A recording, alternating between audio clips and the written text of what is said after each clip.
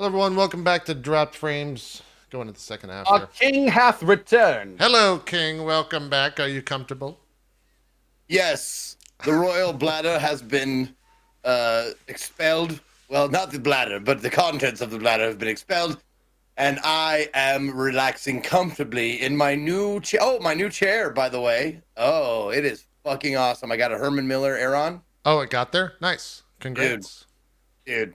So It's it makes a like difference. after 8 hours of doing my stream and stuff, I get up and it's not like the bog of eternal stench like down in my area. I Yeah. mean, it's great. The mesh really breathes. Yeah. It's super comfortable. Like, I'm not even being sponsored by them. I'm just like, this chair is fucking dope. I Chet made me. Chet gave me the great idea to put because I always stand up and my chair looks like depressed because he's sitting there like that or something. I want to get googly eyes and put them right here. So when I stand up, I think it'd be good. I need to do that. I just I don't reminded think I myself don't. about it.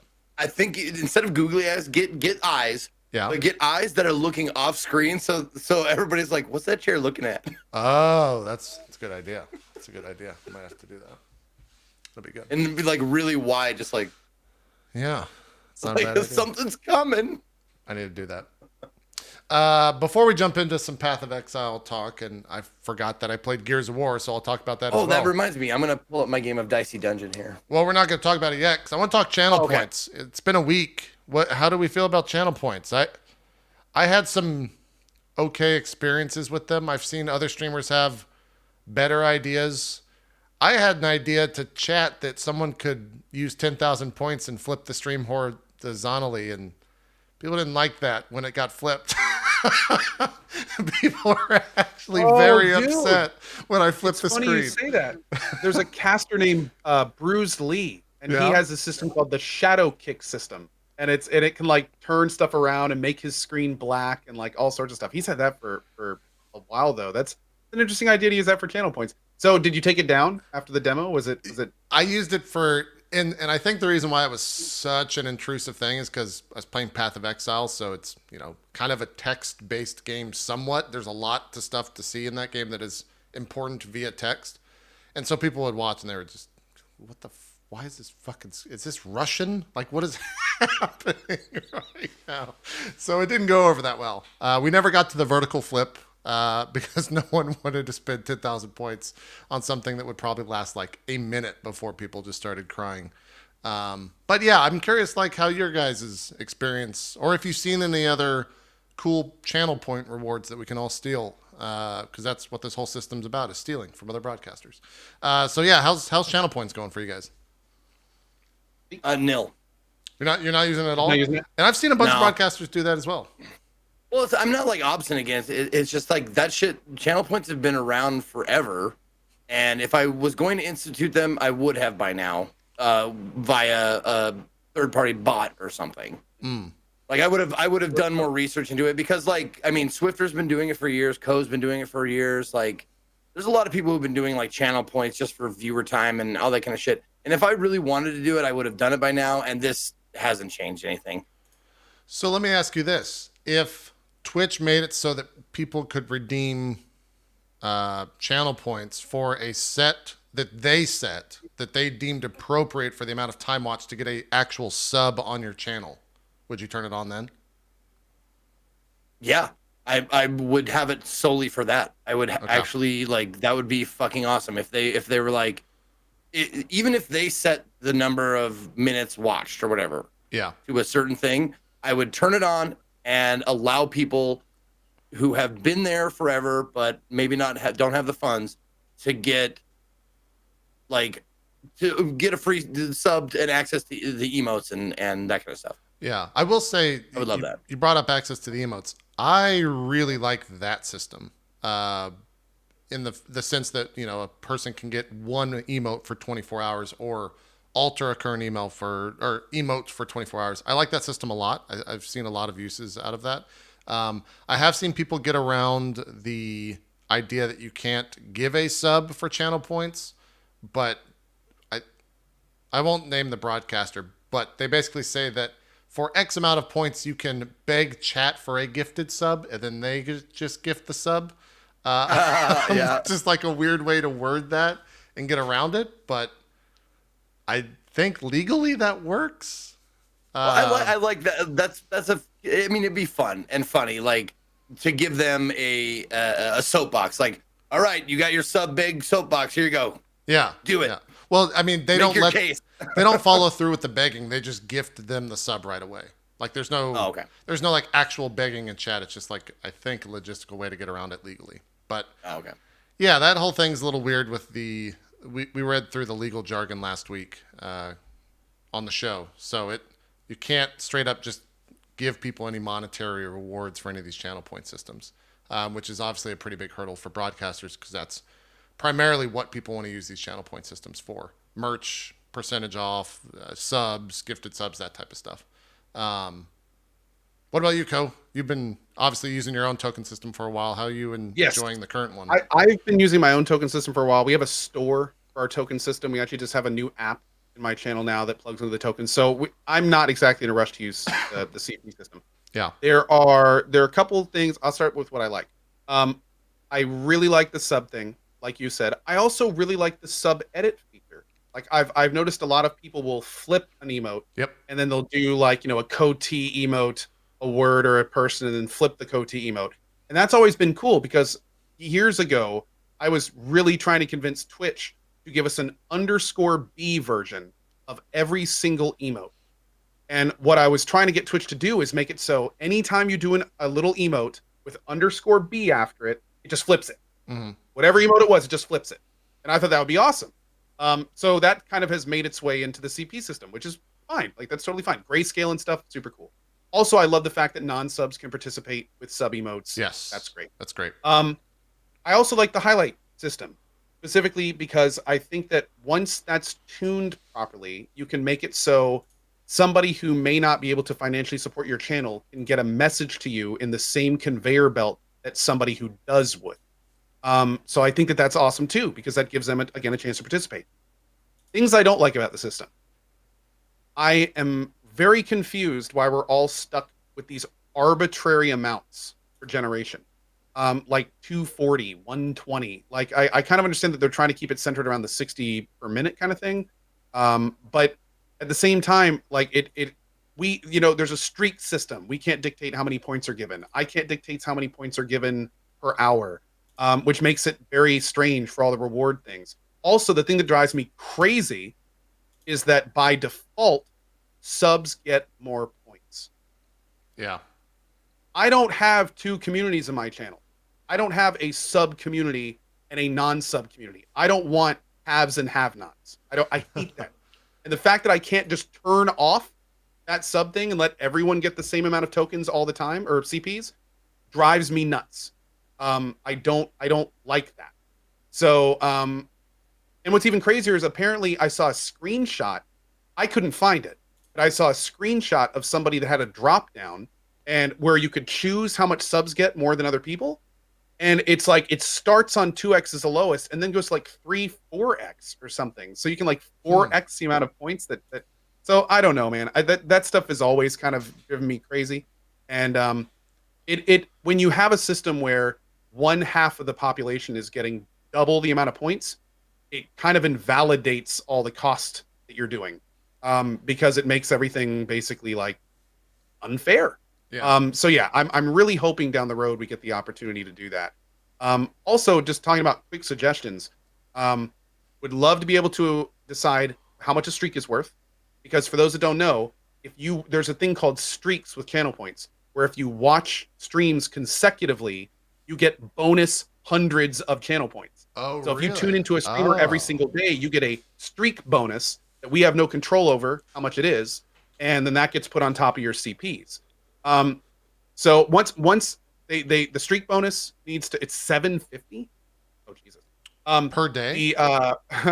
I'm not sure. It's somebody said I capped out at 750, so I'm not sure what that means. Maybe you get a bonus every day, and then it keeps on going up until 750, and then every stream you get 750 extra. I'm not sure. Okay. But being able to identify and alter the streak bonus, being able to dictate how many channel points go out per hour, being able to dictate how many subs get, and being able to drop that so they don't get extra.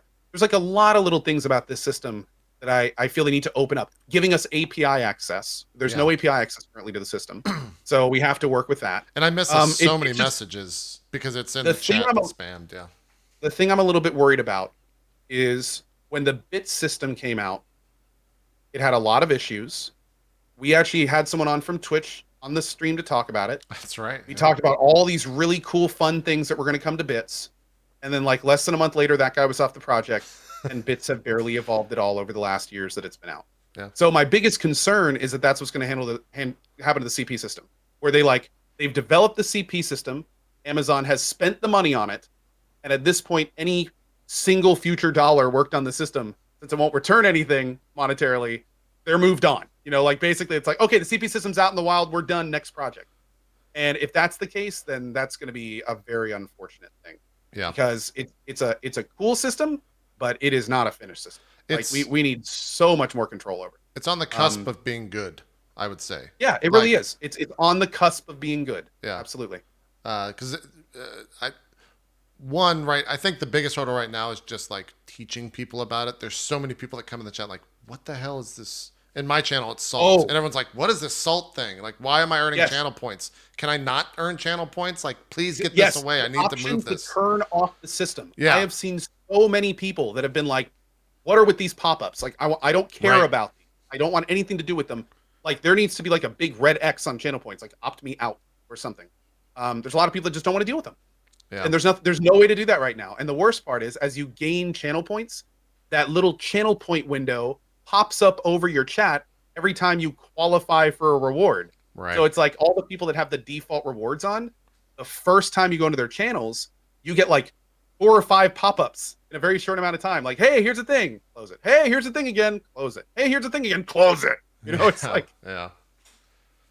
yeah, chases away new viewers, man. It does. The other thing too is if the idea of the system is to create a sense of people sticking around longer, idling streams, or being more present in streams more often, everything you just said is driving them away. So they have to like fine tune some of that. They need to make it a graceful, well implemented like addendum instead of like throwing it in your face and like making it like overlay your chat and stuff like that. Like none of that stuff should be happening. Yeah, in a perfect world, if this is simply a test and they turn on the idea that you can redeem channel points to get a sub, like an actual monetary sub on the channel, and they continue building on this, then I think that has a great outlook. I have a great outlook for the program itself. Oh, dude, if the fact that this system can plug directly into the back end, this is like what we've been asking Twitch for years. Yeah, it's like if they actually develop this system, this could be that kind of progression on Twitch that we've been looking for so long. Yep. Again, though, the worst thing they could do is just not touch it and move on. Yep. And that's what I think a lot of us are worried about. You mentioned the API stuff. I would just like to see stats to see if people like if audience like audience retention on a stream within the back end or the dashboard existed, and 2, if it actually is being increased with the system being implemented. I would love to see that type of stuff, but with Twitch's track record on that, I don't know if that's ever going to happen. So. Biggest thing is Twitch is Amazon now. Amazon is a money-making corporation. Right. So basically, like it makes sense that everything they do has to be justified with how much will this make for our company. Yeah. It's business. So hopefully somebody there can make the argument that it will be financially viable to finish this system. Yeah. Please, one of you, please. Yep. Don't Well, let this one go. we got TwitchCon in 3 weeks, I guess. So hopefully we get some more news, or they talk about the program or anything. I'm excited about the TwitchCon presentation. We've had a few like pretty major things happen this year that could have been major TwitchCon announcements. The channel points, they easily could have saved that for TwitchCon and had it be a huge splash when they announced it. Yeah. So it makes me wonder, what do they have saved for TwitchCon? It's like there's been some pretty cool stuff releasing this year. I'm kind of hoping we get. It's going to be so unfortunate if there's like nothing big at TwitchCon, because then it's like, why didn't you just save channel points? Like, damn it. But yeah, we'll have to see. Well, I can tell you, I can't tell you much, but I can tell you, you're really gonna like the opening of TwitchCon this year. I can tell you that much right now. Okay. I'm assuming You, the streamer, you, the viewer, or you? Yeah, me? who is the you referring I to? don't. I can't. I don't know. Okay. All right. Well, we'll see. Because if it was me, I mean, they could start TwitchCon with Keanu Reeves in a thong doing hip thrusts, and I'd be like, "Oh hell yeah!" So I mean, but that's Well, I not for think everyone. everyone would be hell yeah with Keanu. Oh well, Yeah. yeah. Yeah. Now, like, think of a celebrity that not everyone would be hell yeah about. Like, Like, see, what? Wow. That was cold. Cold blooded. well, actually, to be fair, I'm one of the people that would love that. So, wait a second, I think that's been done. What's that? Didn't you BC Warrior in a thong at some point at a con? He did that at PAX. No, I don't know what you're talking about. Oh, at that wasn't all. public. I'm sorry. That was the private show at PAX. Yeah. That was that bar we rented out. Yeah, that Yeah. place was not supposed to have pictures, and you signed a contract when you went in there, and you were supposed to. I'm gonna have to talk to my lawyer. It's true. I'm talking to my lawyer about this. Sorry, Yeah. that was totally my bad. Julia got some pictures from that too. It was a crazy night. Yeah. Yeah, TwitchCon is soon. I forgot about that. Well, have they said on the topic of let me go to TwitchCon. Obviously, I work with someone who works on TwitchCon, so I have to be very careful on what's public and what's not because I don't know what's public. But I do know things. That's a hard line to walk for you. What is okay, they have some stuff on their schedule. I'm just trying to see if there's anything big.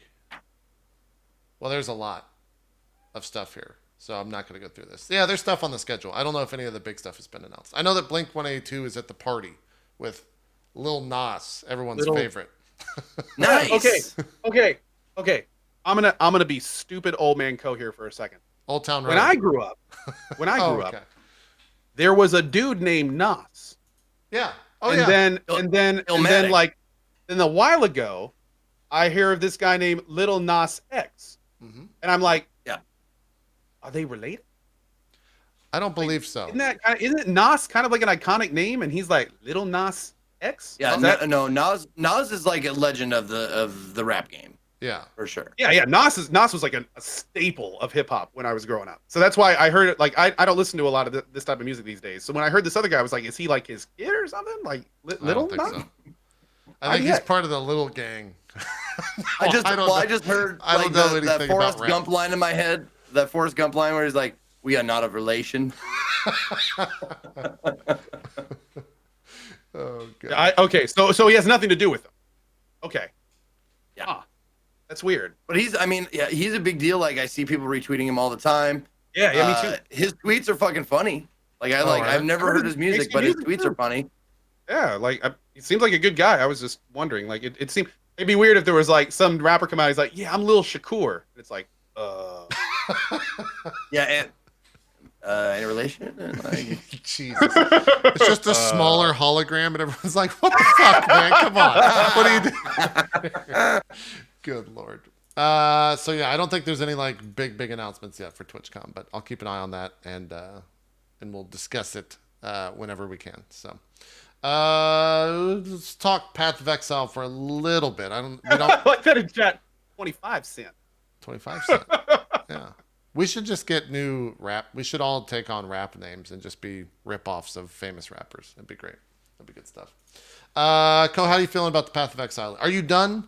Are you moving on? Too much stuff? And just too much stuff. Just too much stuff. I not only had a great time in the league, the little bit I did, I think I only made it to like Act 4 or 5, but I was digging my build. I was liking it. I love the new mechanic. I actually was really digging it.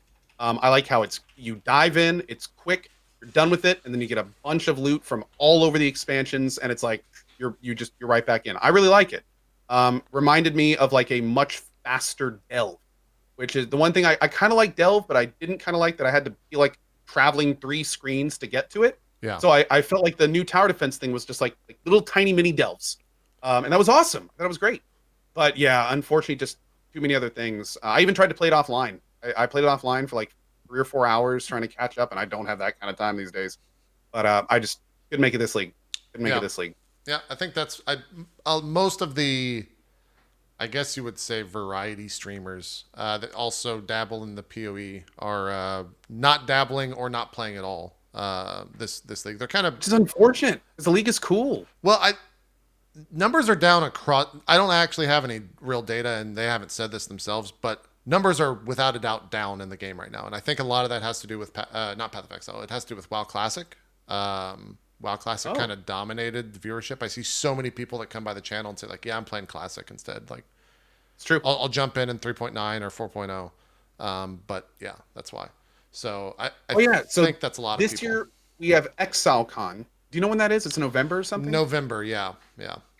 And then they're going to be announcing plans or a date for 4.0 or something? So I think it's plans for 4.0. So we have 3.9 in December, but they've also said that they're going to maybe do 3.10 and 3.11 before doing 4.0.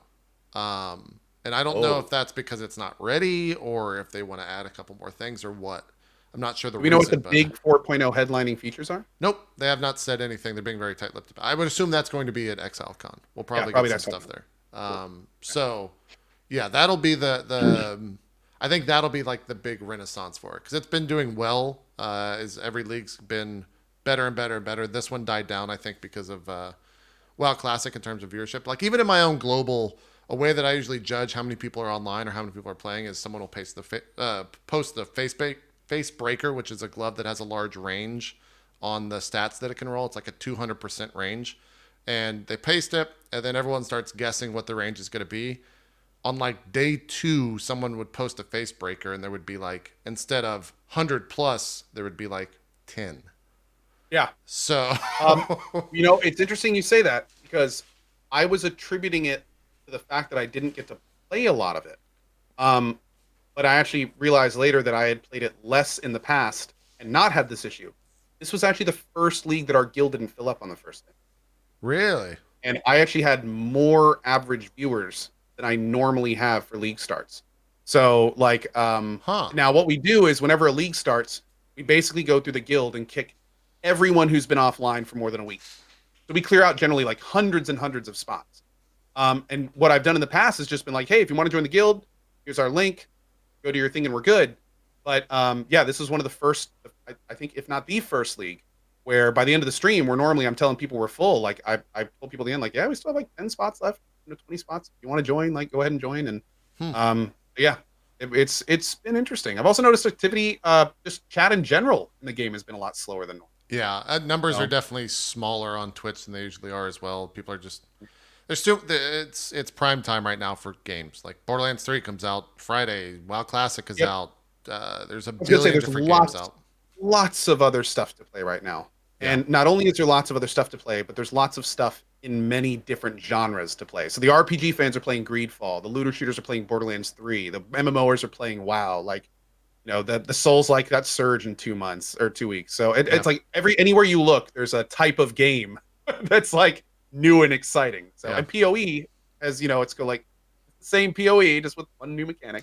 Which I think I may have missed it, but yeah. Did you talk about like this particular season how well you liked it or not necessarily? I mean part of the reason I was waiting is because this is the new league mechanic, and I was waiting for it to ramp up because this is a map, not necessarily a thing within a map. This is like the full-on Blight map, and it gets fucking bananas. So much so that this is only magic. This is not alchemy map. I did an alchemy map, and it crashed the server. And that's like pretty common right now, is that you can actually spawn too many mobs, and the server can't handle it, and the game crashes. And so this is a lower end one. I think this is a tier 4 or something like that. But for people that have never seen this map or seen this game, and I've seen this real quick, I've seen this a lot. They have no idea what the fuck's happening right now, and I see it so often. Are you asking this because you're curious, or are you trying to set up a joke? No. I'm not trying to set up a joke. This is okay. I just want to make sure. In correlation to what's happening right now, I'm wondering, does this particular thing feel new season feel experimental or anything like that? I'm wondering if the PoE devs were like, okay, we're gonna have to go up against WoW. We're gonna have to go. This is the time to try something that people might not like. I was thinking about that, but I think I went too conspiracy theory with it because I thought, like, how do you combat WoW Classic? you get people that have nostalgia for Warcraft 3 tower defense maps because that's what a lot of people play that also played WoW Classic. So maybe you try to get them into your game by simulating Warcraft 3 tower defense maps.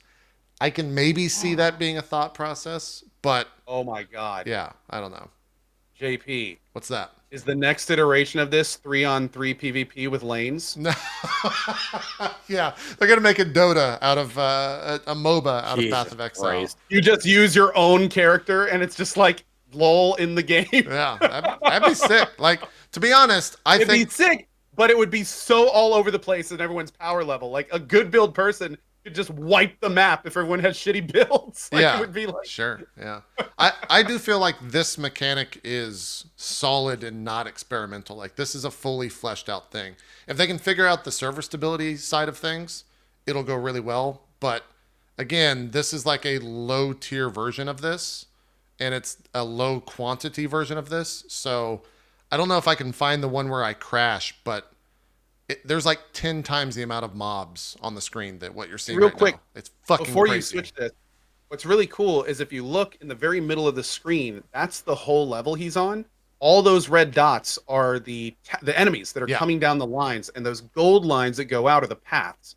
So it's a lot more interesting than just like put towers down everywhere because you have always more positions than you can afford. So you have to find like choke points. You have to put the right towers in the right place. It's an actual tower defense game. It's not like just some gimmick. Like it's a pretty well made tower defense little mini game in the game. So Yeah. I found it a lot of fun, but I did not get to this. Let me pull up. There's actually a clip that I can pull from Ziggy D, who we've had on the stream, which got a lot of. I think this is it. This got a lot of different press, and it's a lot crazier than the one that I'm currently showing. Let's do this. So that's a version of what you can do with the League mechanic. This, I think, is now fixed to where you can only have 20 different lanes spawn, but it gets a little bit crazier. This is like a juiced up map. This is a lot of this is currency on Ziggy. this map. So he's getting about This 1 was- FPS. To be fair, this is pre-patch. Yes. So this is like the very first day when there was yeah, but they did patch some of this, but there's still problems. yeah, there's a lot of shit happening. Like, it's kind of a lot with how much there is, and the rewards they're okay in terms of the time spent doing this and Oh, the yeah? investment and stuff like that. Yeah, like it's hit or You're not miss. great at higher levels. I've gotten really good rewards. Some people have not gotten great rewards. I think it really just depends on how much you actually put into the map. Like on my Magic map, I didn't get that much, but Mathel did a map later that day of the same tier that was like he spent more currency on the map itself with quantity and stuff like that, different fragments and things to up the quantity, and he got pretty good Yeah. rewards. So yeah, Oh, by the way, I saw some people mentioning like what was fixed. If you looked across the bottom, Oh, there yeah, were a bunch of okay. small circles, and those indicate how many portals are open and spawning mobs. On the first day, apparently that number could be much, much, much higher than they anticipated. yeah, So if you look at the bottom of his screen, those circles actually go off each side of the screen. It's not supposed to do that. They're supposed to hard cap at 20, Yep. which is what they now do. So God only knows how many portals were opened on the early maps on the first days, because the bug apparently just let them just keep going and going. yep. Fun. Yep. So yeah, that's the league. Like I said, I tweeted out last night. I put 50 hours into it. I enjoy whenever there's a reset in general because I just enjoy Path of Exile so much. So I'm really enjoying the game. I re-rolled and got to maps the fastest I've ever done. So that was kind of a cool. Use a thing. checklist. Yeah. You do. Oh, do I use a checklist for what I'm doing? No, it's all just mental because I've done it so many times. So I understand how to just get through it. But it's because I've leveled, I don't know, 30 plus characters now to maps. So you do it so many times.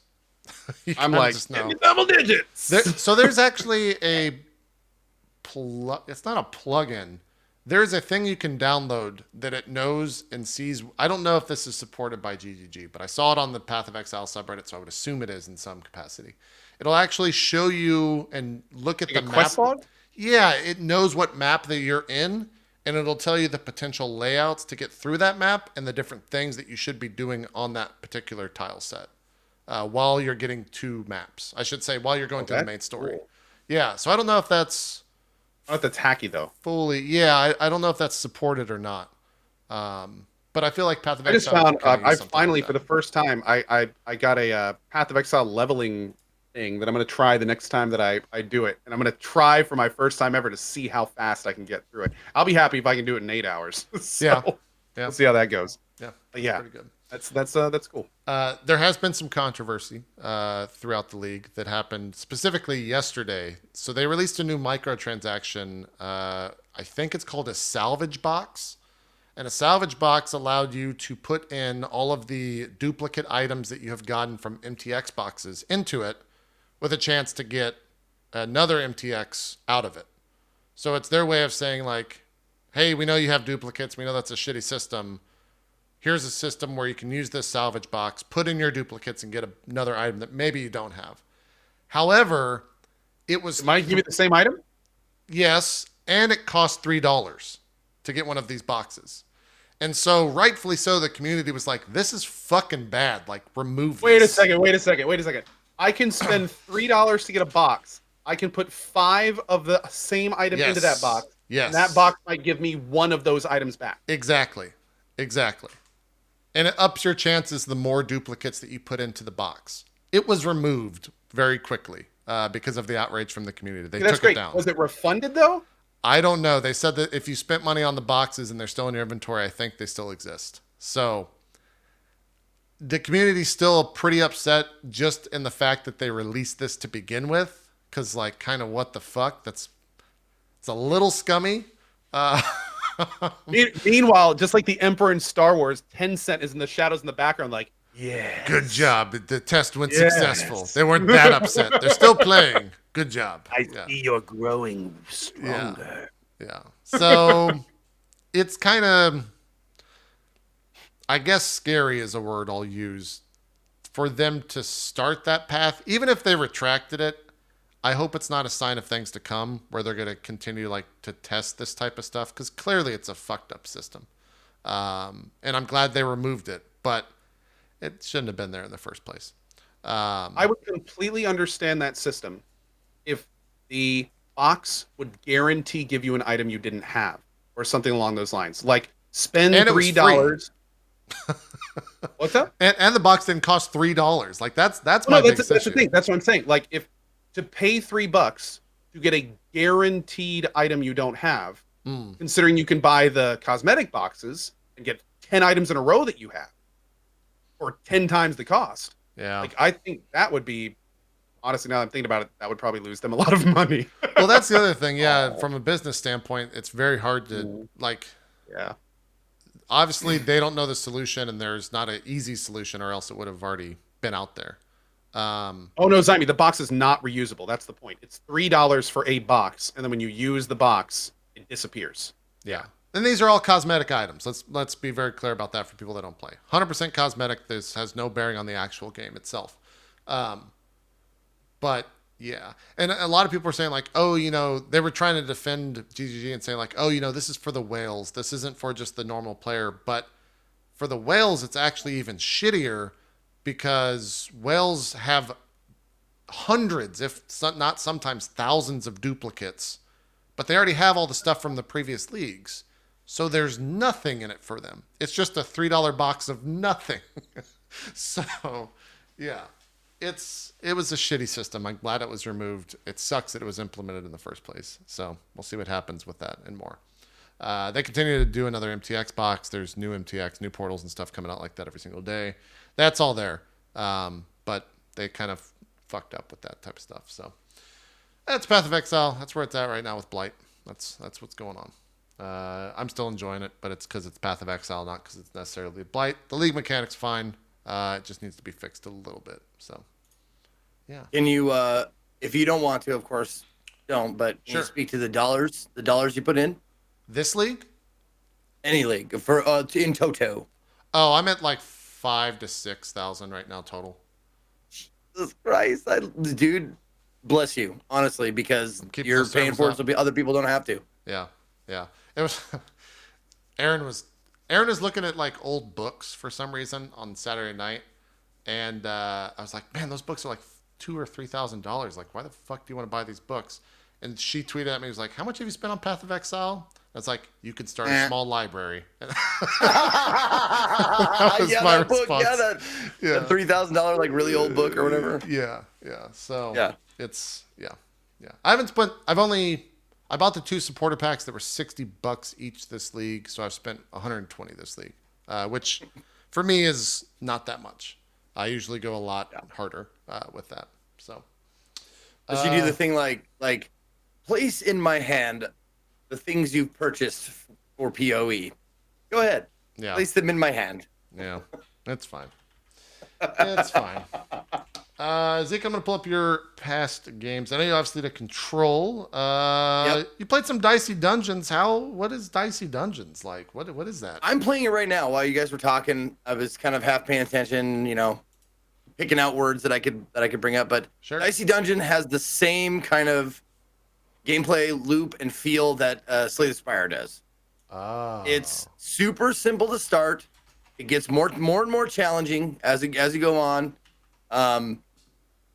It's charming. The music and sound design is good. It's got a decent sense of humor, but it's got the gameplay loop is you go through and you beat like the first string of levels. So I think there's like 5-6 levels each time with like a little mini, like a tiny map on it. You beat like 3 or 4 or 2 to 4 enemies on each map, and you go on to the next map, and then you beat a boss at the very end of everything.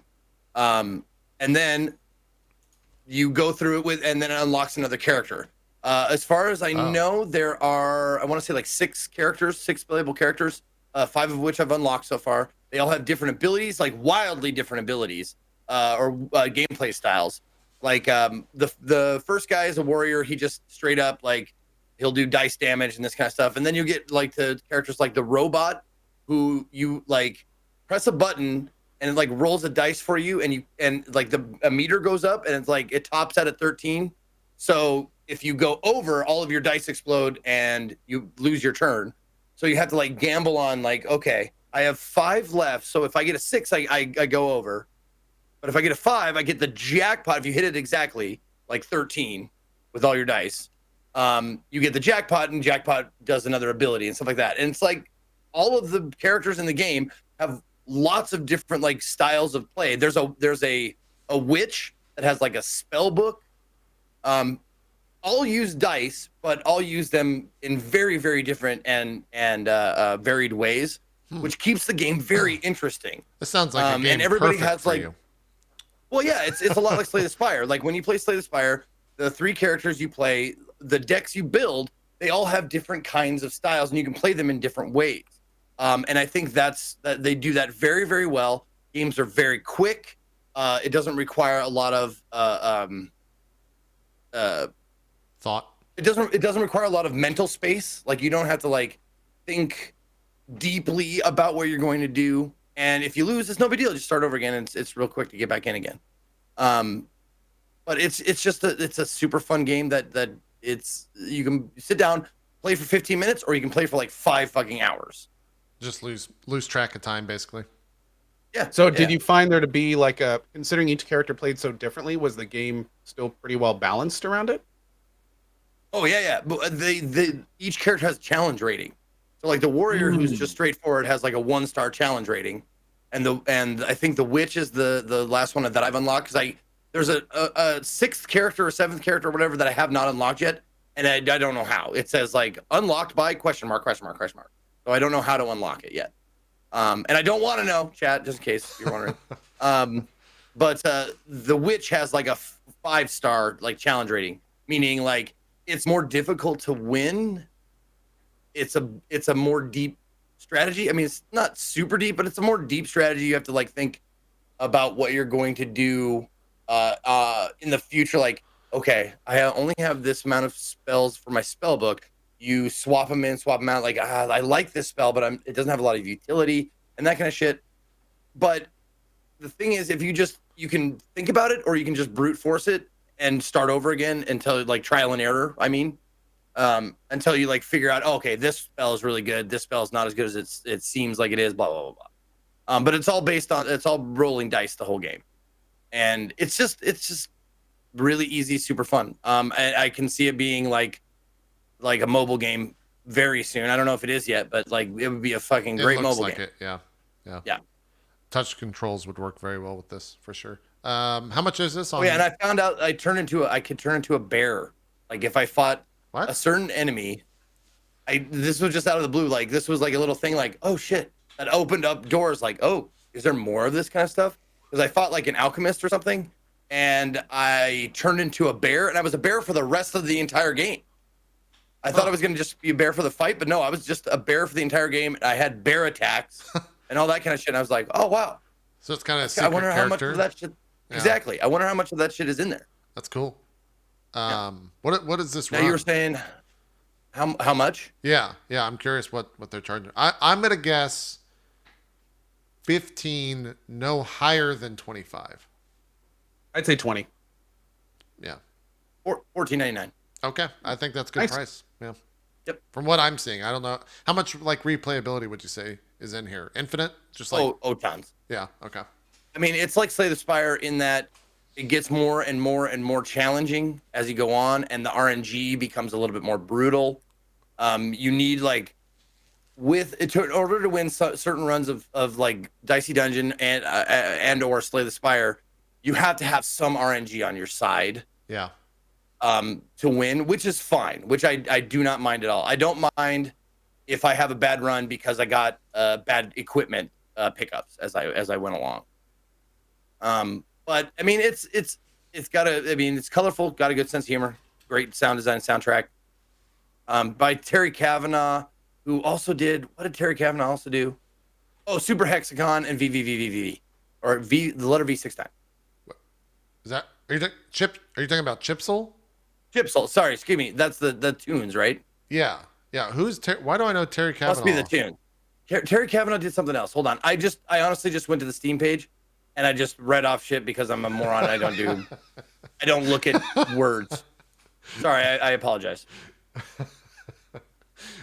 Terry Kavanagh's is he in music? Oh, okay. He's the dev. Yeah, Terry Kavanagh's the dev. Chipsol did the soundtrack.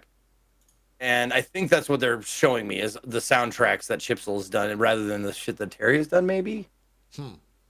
TerryKavanaghGames.com. Hold on. Oh yeah, he did VVV and Super Hexagon. That's right. According Okay, to so chat. it is on his website. Yes. Yeah. I also have 2 commercial games. Yeah, so he was the dev behind Super Hexagon and Letter V. Yeah. Yeah. Fuck you guys. Cool. Recommend it. Thumbs up. Good game. Final Yes. thoughts. Okay. Cool. It's absolutely fun, and if you are a Carnage type of player and you're wondering like hours to $2, it's very much worth. Cool.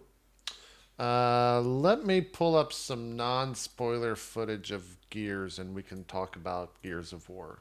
Sorry, Gears 5. There's no more of War. It's just Gears. Doesn't exist anymore as of I think 4. Oh, really? Yeah, there's Gears of War 1, 2, and 3, Oh. and then there's Gears 4 and Gears 5. Like P Diddy, it's just Diddy now. Yeah.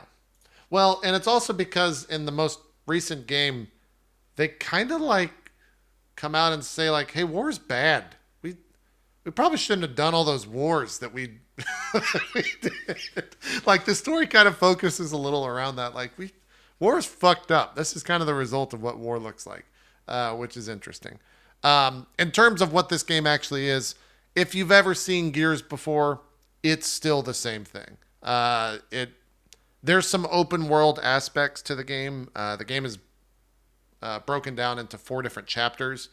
The first and 4th chapter are your standard Gears of War campaign. This is strictly story. I haven't played multiplayer. I don't really care too much about it, but I assume it's just more Gears. Act 2 and 3 are open world ish. There's not that much to do in the world in terms of like driving around. You kind of go from side quest to side quest area, and then once you get to said side quest area, a Gears of War style event occurs, much like what you're seeing here. I'm in a mech. This mech pops up a couple times throughout the story, which is pretty cool. But yeah, it was exactly what I wanted from this game, which was just your big dumb action game. Like that's all Gears is to me. The story is not the type of thing that I'm looking for to be like super heavy hitting or super heavy or anything. It's the Fast and Furious of video games is exactly how I would relate this game to anyone that's never seen it or played it before. So if you're looking for like a 12 to 15 hour ish campaign to jump into with buddies and hang out with and use a chainsaw and blow people the fuck up and see really crazy action scenes, yeah, I'd recommend this game. You can get it for $2 right now, I think, via the Game Pass, which is an insane deal. I think it's $2. Chat might have to correct me on that, but it's Gears. It's the same game that they've been putting out for a while. They tried to alter the recipe of Gears a little bit with the open world stuff. I don't think they necessarily succeeded, but it's a good foundation to hopefully build on that in future games. Man, you look like you're using tactics like crazy. I don't know how fast your mind works when you're doing this. You mean in this gun? Yeah, I played on normal, to be fair, and I'm better than what most people that would play on normal. No, that's not true. I played on experience, which is the third of 4 difficulties. So the game does get difficult later on. I don't want to show too much of it because it's kind of spoilery later on in the game. Yeah, I might do this at some point. Yeah, it's fun. Like, there's also big choices. You make some pretty important choices within the game that have some like emotional impact if you've played the games up till now. So that was cool to see. I mean, Aaron, this doesn't say much because Aaron cries at anything, but Aaron was like deeply sobbing. I was streaming at the same time as Aaron was playing. I saw her tweet about that, like the emotions. Yeah, I was streaming Path of Exile, and like I heard someone sobbing deeply, and I was like, "What the? Oh, she got to that point." So I like paused the stream and like went over, and she's like, "I'm so sad. Why do they do that to me?" And I'm like, I mean, it's fine. I need to cut away pretty quick because there's some stuff happening on screen. It's a little spoilery. It's not super spoilery. I want to hear John DiMaggio's voice. Am I going to hear it or not? Yes. And Yay! the weird thing is so you play as multiple different people in this game, but just like John DiMaggio did for Marcus, when he reloads and he goes, come on, when you mess up the active reload, the main character, like Laura Bailey goes, come on. And I'm like, is that her doing like Marcus Phoenix? Or is that just them fulfilling the like soundbite there? I don't know. Yeah. She did really good voice. I mean, all the voice acting is very good in this game. Like the production around this game is phenomenal. The cutscenes that occur are crazy action. There's huge fucking things happening. The gore and everything is great. You saw people in half, and it looks really good. They nailed that. Go figure. They've been doing it for 5 games in a row. They should. But yeah, I enjoyed it through and through. Your bit rate went down for a second. Right for a second. I'll show just a tiny bit of the open world stuff just so people can see what that looks like. But it's what you would expect. It's an open world thing. Let me just get some of the driving around things here. There's that dude. So the other thing is I will say is it's not the brown environment that you expect from Gears of War. There is ice stuff. You go to a desert. There's a bunch of lush green things. They definitely changed the way that the game looks in that department. Like the game opens up and you're in like a kind of tropical environment. I can't find any of this skiff shit, so we could see what that looks like. I also mainlined the story. I did very little side quest stuff. So, here we go. Is there any like good incentive to do the side questing? Wow, that's cool. This is honestly a lot of fun. But here's the thing. All this is to get from point A to point B. There's no shooting. There's no combat. You're literally just driving this thing from one point to another. So I wish they made something out of this. Like put a gun on it and have some like mobs walking around or something like that. Koyu asks, is there any reason to do the side stuff? Aaron said that there's some story elements to the side quest stuff. It's not super, super important, but I want to say that she did everything and she's playing on the easiest mode, which when you hold down left trigger on the controller, it aims at the guy. So all you have to do is just pull the trigger, which is kind of cool for someone like her who doesn't play FPS games because you just, guy dies. Literally an I win button. Yeah, and it's great because otherwise, it's if you don't have the facilities like it. to, or you don't actively play shooters on a console, aiming can be kind of a pain in the ass with a controller. So I'm You guys glad they ever put that in played there. Devil May Cry 2? Like, They're remastering that for some. you'd fucking love reason. that. You'd love that game if you like the just pushing the I win button. Yeah. Someone also brought up a point. The side quest gives abilities. You have a robot that has different abilities that you can unlock. So there's reasons to do it for that fact. If you want like the ultimate version of certain abilities, there's like you can do like a mind control hack thing. You can heal. You can do the Batman thing where it's kind of sonar and it spams everything, so you can see all the guys and enemies and all that stuff.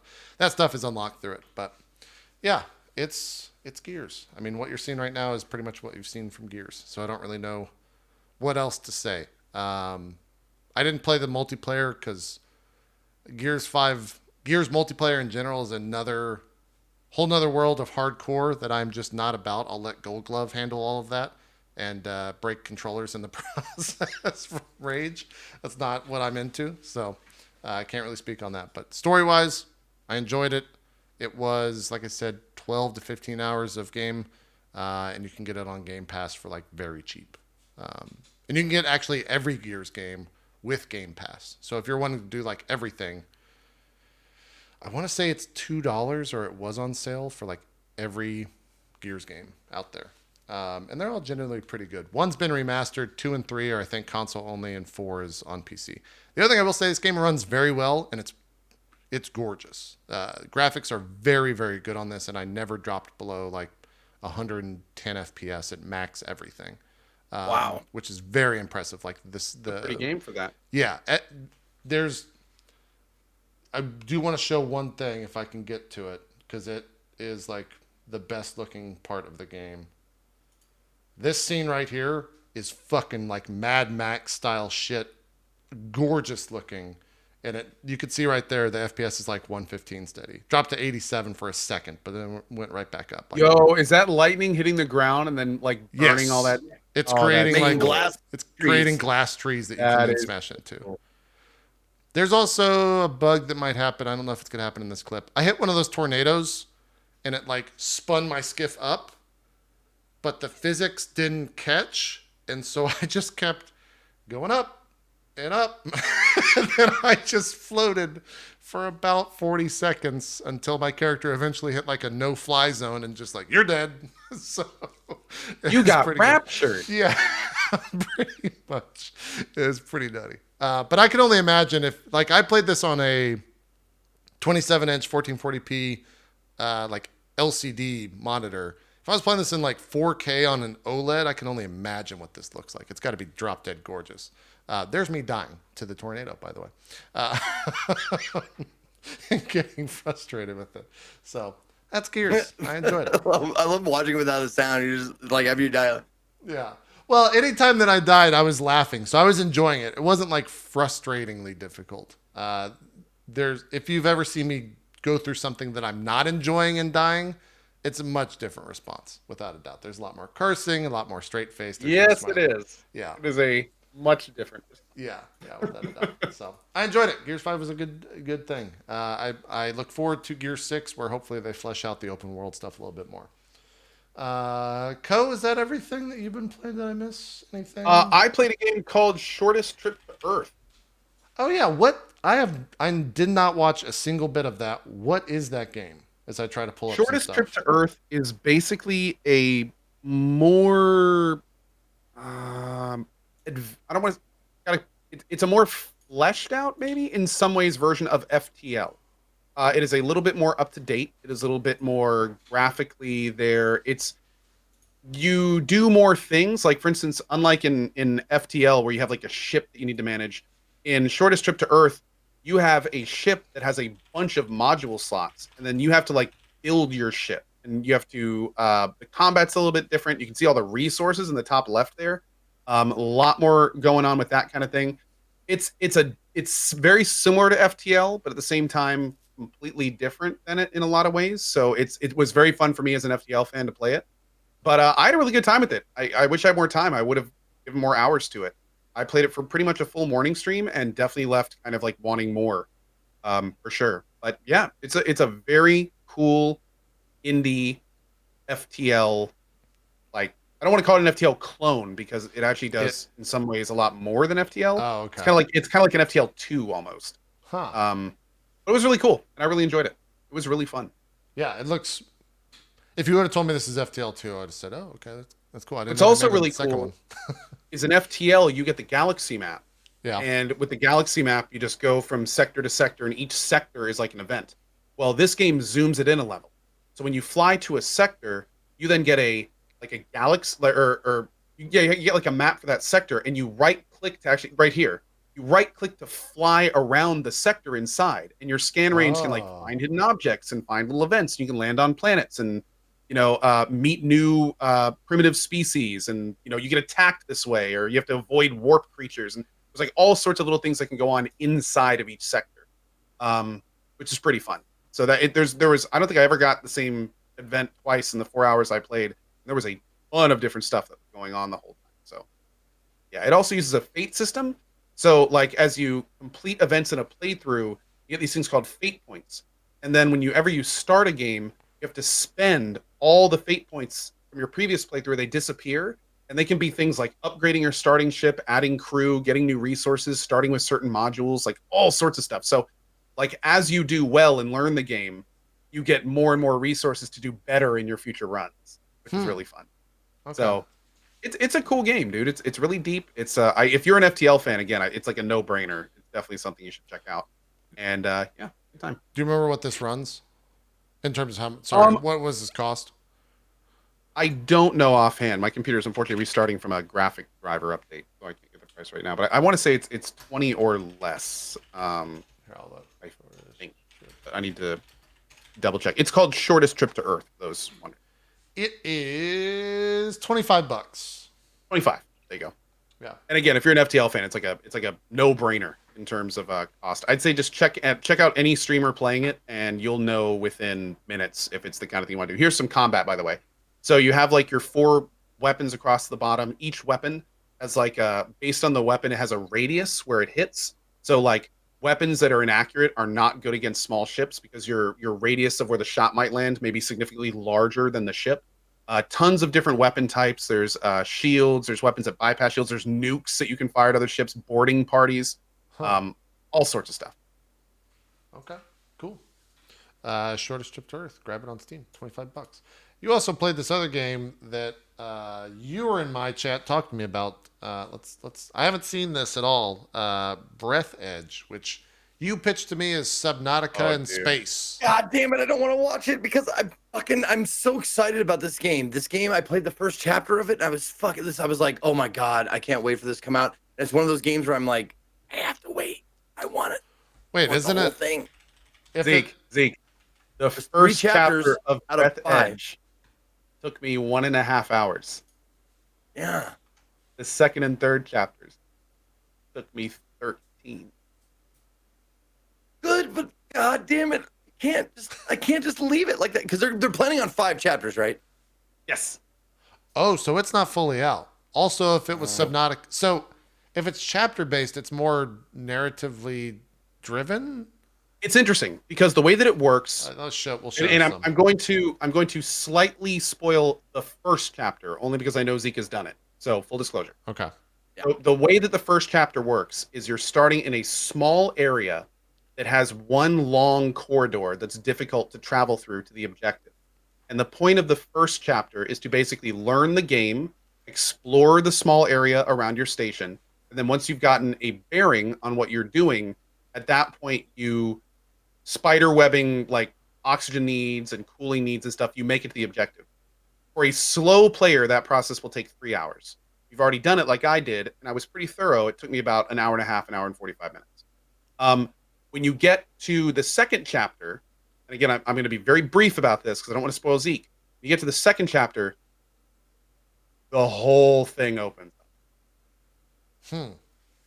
You don't need to, but you have the ability to build an entire space station in chapter 2. Like they give you everything you could need. And there's some really fun systems in terms of like how you acquire all these things that you need. There is comedy everywhere as you get to these different areas and modules that like have ridiculous events that kind of get to that point. But again, I really don't want to say more than this because there's so much good stuff in it. Yeah, it's super fun. So you It's a really really fun game. you pitched this as Subnautica to me, so I'm picturing, exploration, and you kind of mentioned the base building stuff. Is that not?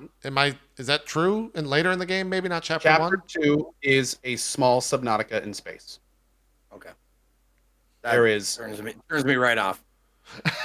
there is Well, I'm just saying, like, because the Subnautica was about exploration and finding out shit. Like, I don't mind that, but in this game, the sense of humor is so important to me. Like, it was so good and so spot on. Does it lose any of that going forward? no, not at all. Okay. In fact, like almost every time there is a main quest, and the main quest does have all of the stuff you find in the first chapter along the way. It's a significantly larger main quest.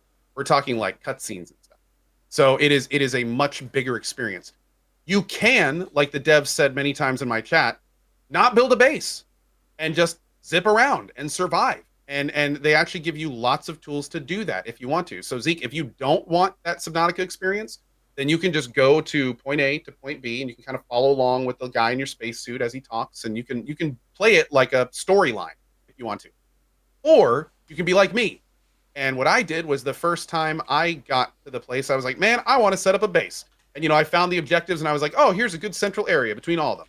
And I set up my habitat modules and my resource modules and my service modules, and I loaded them up with power gens and O2s, and I built a garage and all sorts of stuff.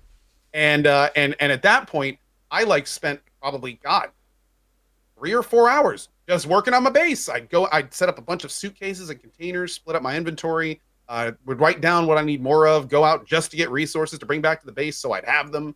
Like all sorts of crazy stuff. That's because that's how I wanted to play the game. But you don't need to do any of that. And if you don't, then the game becomes probably a little bit shorter, but at the same time, you get to like all the meat like quickly. Like anytime you come up to one of these areas, generally your spaceship you're gonna see something funny, you're gonna do something funny.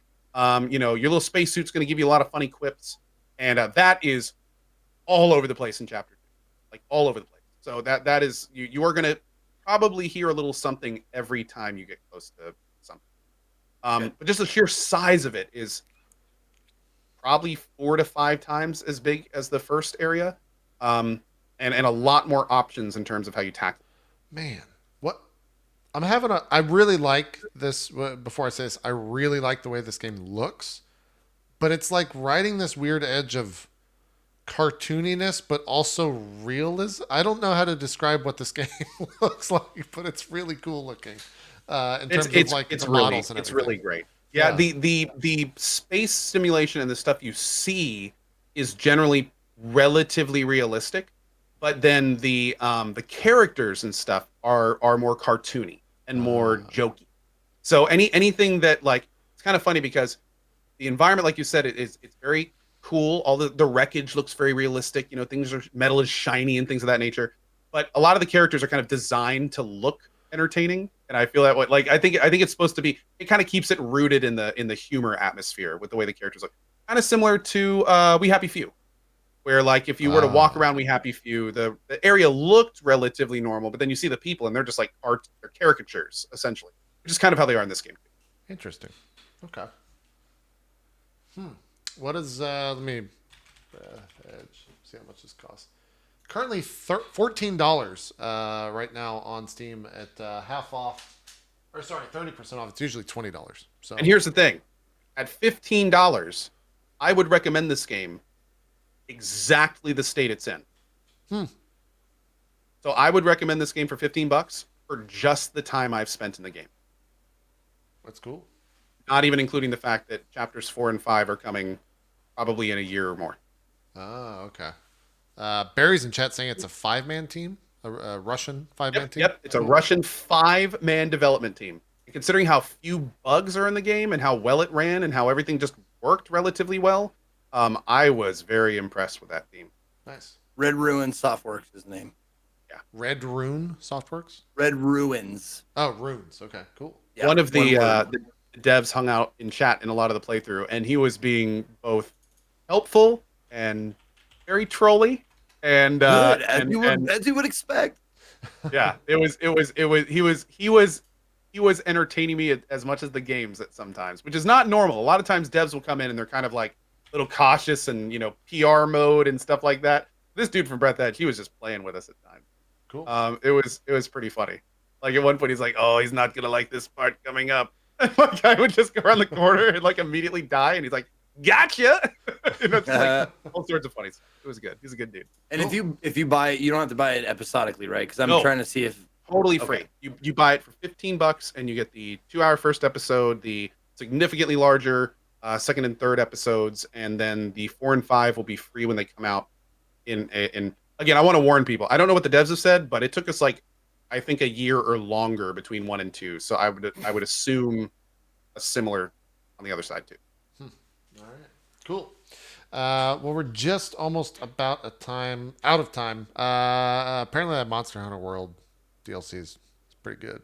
So I'm doing everything. Which is so unfortunate. Because of viewership for I it. was like, why aren't you playing? Oh, that's right. Yeah. Well, I didn't realize the game. As I told Strippin on Twitter, I didn't realize the game comes out this soon. I thought it was January. So Yeah, but the thing that is kind of weird is, like apparently the DLC is really cool. People are really enjoying it, and it sounds good. Of course, as me and many others have publicly said, we're waiting for PC. But one thing that's very weird is viewership's almost no bump. Wait, say that again. Viewership on Twitch at almost no bump. Oh yeah, and maybe because of all the reasons we were talking about earlier about the PoE thing, and the fact that there's so much other stuff to watch right now. Yeah. But it's wild how little of a splash it made. Like surprising how little of a splash it made. You heard weird that the as past gibberish month. too, right, JP? What was never that? mind. No, I didn't. You hear heard that as gibberish too, right? I heard it as like something snow bomb, and I was like, what? No, Snow bomb? I'm scanning news stories, so I just honestly didn't hear him. Oh, okay. Yeah, but no, I kind of feel like viewership across Twitch has just been weird. It has since been. WoW Classic Actually, since has World come of out. Warcraft, and we've actually talked about this a little bit. Yeah. Since World of Warcraft, many variety streams are down to 5 to 40% of viewers. Yeah, it's Especially around the middle area of Twitch, like the 5 to 1500 streams. Like viewership is, and it may be because of Classic. Honestly, it very well could be because of Classic. There is a huge amount of people watching Classic that would normally be in other places across Twitch. yeah. Like a weird. massive double-digit percentage in some cases. Do you know? So if, it could just be that. It also could be school. But at the same time, I don't know if it's just a bunch of factors. Cool. There was like a week where like many of the channels I tracked just all of a sudden went. Including mine, actually, for a period of time. Do you know if viewership across Twitch has gone down at all? Or are you not track? Is that impossible to track? People I mostly track are variety streamers and larger streams. So I don't have enough tracking to tell across Twitch. But I can tell you that from my data set, there absolutely is on. Yeah, it's It's also important to mention that I don't track a lot of World of Warcraft streams. Yeah. So you mentioned school coming back, and I think that might have something to do with it as well. Yep. But yeah, I don't know. Just real quick news. I'm trying to figure out if this is exclusive or not, but apparently the sequel to Enter the Gungeon is going to debut on Apple Arcade. I don't know if that's exclusive forever or what. what is Apple Arcade? That's like their new push for gaming on the Apple platform. Honey? Let's go to Wait, like hold on. I am really confused here. Like, so it's Apple Arcade. Can I use it? I can use it on my PC? No, but you can use an Xbox controller to play it on your phone. I think. I think That's so far away from anything I thought. we're getting into territory here where I'm not necessarily super confident in what I'm saying. It's called Exit the Gungeon. Yeah. Yeah, so I'm Welcome to my world. Let's see what you guys want to do another trailer? Let's watch another trailer. Why not? Here we go. Let me pump this up right here. And yeah, it might be super loud. Let's do this right here, and we'll hit that. And it's 30 seconds long. Here we go.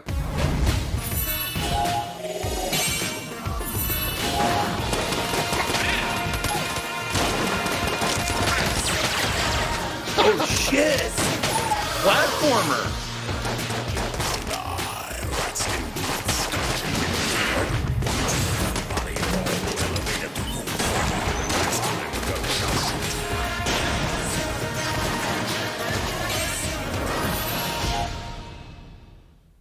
Damn, reinventing the wheel there. Wow, Okay. nice. I see how that could work Cool. on that platform, I guess. Is that... I mean, Apple must be giving them like a boatload of money to like have it on their platform. Because honestly, that's the kind of game I would have thought to see on Epic. So it makes me wonder. It's like, did Apple pay more than Epic? So, What? someone in the chat said it's $5 a month for the Apple service for unlimited play for a curated selection of mobile games, is what that Apple thing is. Apple Arcade mobile is. game. Okay. So it's another subscription service to get access to a curated selection of mobile games. Sure. By curated, they mean small. If you're wondering, that's what. That's yeah, what that that's word probably means. what that translates into. Huh. I don't think there's really, as I'm kind of just scanning stuff. There was, I don't have the full story on this, but there was the thing where Steam is forcing releases on Steam within a certain time frame, which is then protecting people from like what Metro did with Steam. Like, Co, can you speak to this all? I'm getting a very like, I think. Okay, so small apparently what section of this. happened is I incorrectly talked about this a little bit too. So did we talk about this last week a little bit? No, it had not happened yet. Okay, so basically what happened was a tweet went out highlighting part of Steam's like TOS or whatever, their contract. Okay. And the Yep. highlighted part was Saw that. basically saying stuff about the line along the lines of, if you're on Steam, you stay on Steam. You can't just use us and then release on Epic. But the thing is that went around Twitter as a firestorm, like, oh, look what Steam's doing. But then it quickly came out after that that's been in the contract for a long time. Like it's not a new thing. Like that's been there, and they clearly aren't really like enforcing it. Yeah. So I'm not sure what's going on at this point. Like I don't know if that brought anything else to light that people didn't know or anything along those lines. But all I know is what was seemingly a fire on Twitter is apparently not nearly as big of a deal as people.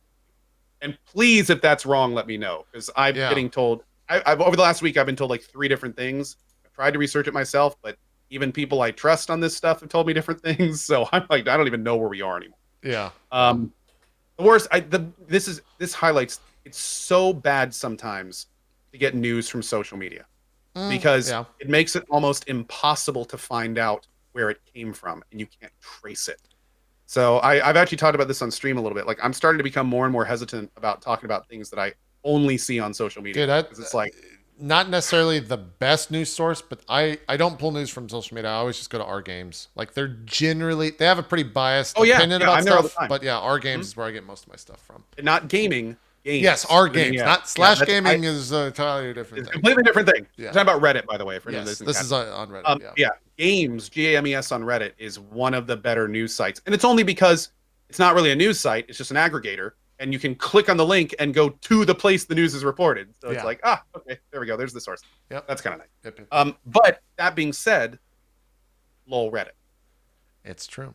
Low Reddit. Final piece of news, which which I thought was just kind of a fun thing, also fucking horrifying thing, which does come from social media. Not the horrifying aspect of it though.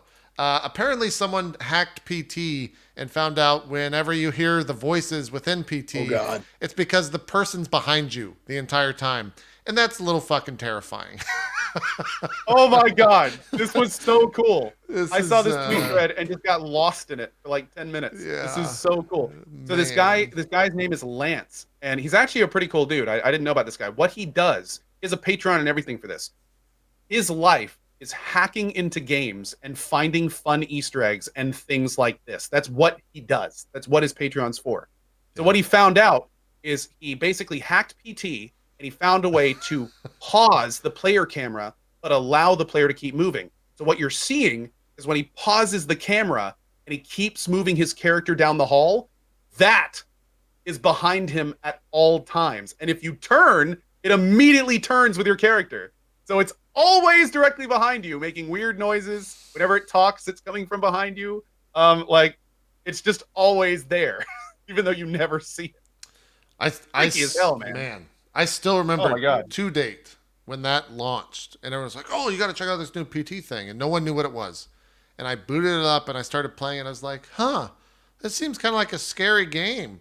And then about 5 minutes later, I was like, "This is kind of terrifying, chat. Why am I playing this?" And then about 5 more minutes, I don't want to play this anymore, chat. It's fucking awful. How did you get convinced to play it in the first place? This is like the last game I think you would want to play. This is the day that it launched when no one knew what it was. Like the PT demo was out and no one fucking knew what it was. Years ago. I still have that demo on my PS4. Same here. I've got a PS4 somewhere with it. Yeah. It's God. I will never delete it. One of the saddest moments in gaming, man, when that didn't ever get made. Yeah. Something else that's really interesting is he hacked into the data files, and there is an actual tag in the data files to end the game successfully. You have to say a name into the PS microphone. Oh yeah. You have to actually say but they actually like he went in and he saw the thing and he saw there's one entry for that one name and it's the only way you can do it. Oh yeah, that's where you say. I don't know if I actually ever got that far. I remember watching someone fully play it, but I got to the point where it's like you gotta stand at the right thing and wait for the thing to ring and put the baby in the sink. Yeah, that's the point I got to, and I could never get past it. It was complicated as shit. Yeah. When we played it on the first day, there was a lot of people going around and saying the demo was bugged. Yeah. So I don't know if I was. Yeah. So everyone's like, "Oh, it doesn't work right. It doesn't work for some people. It works for some people." And it's like, no, actually, there was a way to do it the entire time, and no one just knew what it was. Yeah. Fucking PT, man. PT. The other last bit of news is on the 24th of this month, I think we're getting The Last of Us 2 release date. There's like something happening in LA that they've announced as a thing. They're going to show more gameplay. We're probably going to get a launch date out of that, I would reckon. I also reckon that it's maybe this year. I bet. I still think it's coming out this year. I think it's going to be like a December release. I would be surprised. What else does Sony have for holiday release? They have no big games. Death Stranding. Fuck, that's November though. It's not. It is fucking holiday. Just in time for what Christmas. else? What else besides Death Stranding do they have? For it's coming out this year, Co. It's coming. Don't stop this. Kojima's magnum opus do they have? I mean, what? I mean, they clearly need more than that. Damn it! I didn't think figure about out that. this. Well, we'll see what happens on the 24th. Maybe it's a early 2020 thing. I don't know. I just want it. It's gonna be good. Was there something else, Zeke, you were gonna bring up? Was there? I cut you off. No. There was since Crazy Dan wasn't here, I asked my chat for some questions, and I got one that I think was really quick and we can all answer.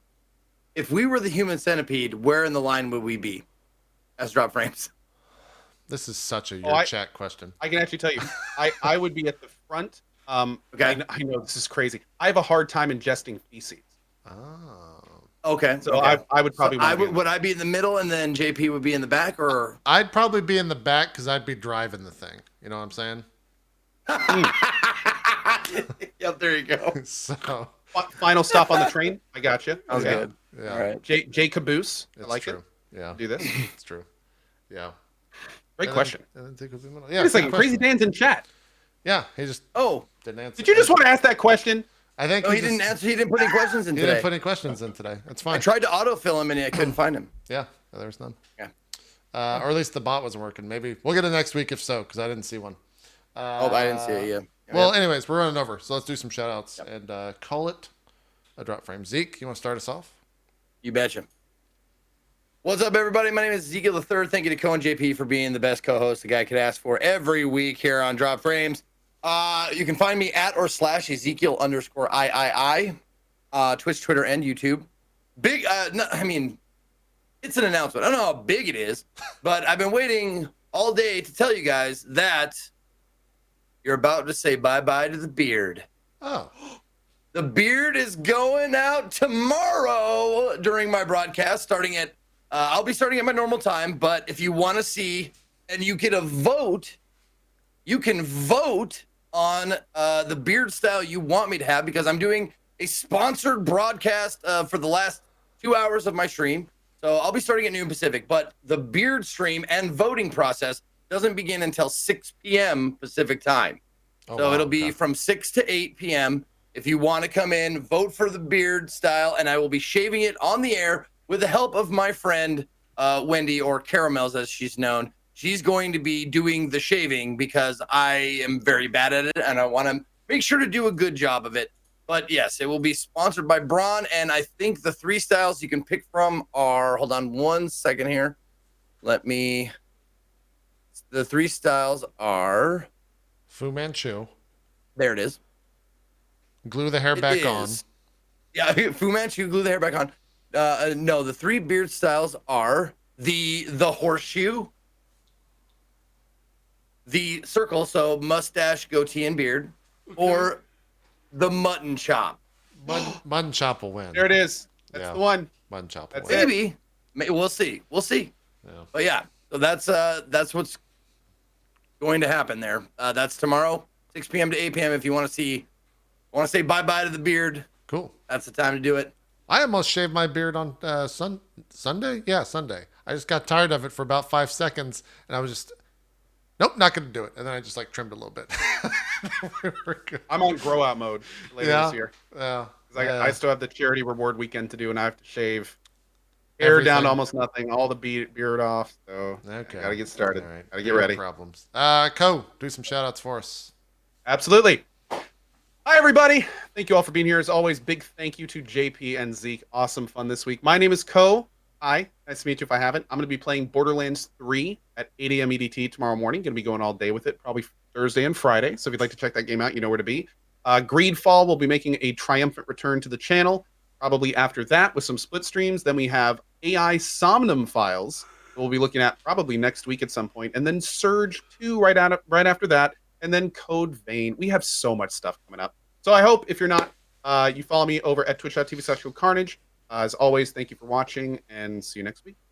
Are you going to do a full playthrough of Code Vein? Are you committed to that? We'll see. Okay. I enjoyed the gameplay, but the story and characters and stuff were a little bit out of my wheelhouse, so I kind of need to see. Apparently, they made some changes to it. They've took a lot of feedback from the pre-alphas, and apparently combat's a little bit less rigid and a little faster, and we'll see what it looks like. I had a good time with the gameplay, though. So we'll see where it goes. Yeah. Man, we've talked about it before. I agree. I'm curious to see what the full game looks like. The final shout outs. This is weird. I got to get used to doing this because I can't do it anymore after the show. I'll be playing Borderlands 3 in like 20 minutes. I think I'm going to play a little bit after the stream. See what I think about it. I can only play up to a certain point, and I have no idea how much that actually is. So it might be a short. Oh, it's 10 hours. That's how long it takes to get to that roughly. 10 hours if you go straight to it. Yep. Okay, I won't get to that point, so we won't hit the embargo limit today. So we'll play it. And then we'll be playing more tomorrow, probably till we finish it. Do you have any idea how long the game is, Co? Has anyone said that yet? Did the reviews say that? I've been told 25 to 35 hours, but of course, we have no way to confirm that. Okay, all right. I think we're going to do Roleplay for Verona on Saturday. I'm still trying to confirm everyone for that. More Court of Swords next Tuesday, and then Drop Frames will be back next week on Wednesday, as usual, at 1 p.m. Eastern. And then maybe some Path of Exile sprinkled in there as well. So that's it. Thanks, everyone, for watching. We will see you guys next week for more Drop Frames. We're out. Bye-bye.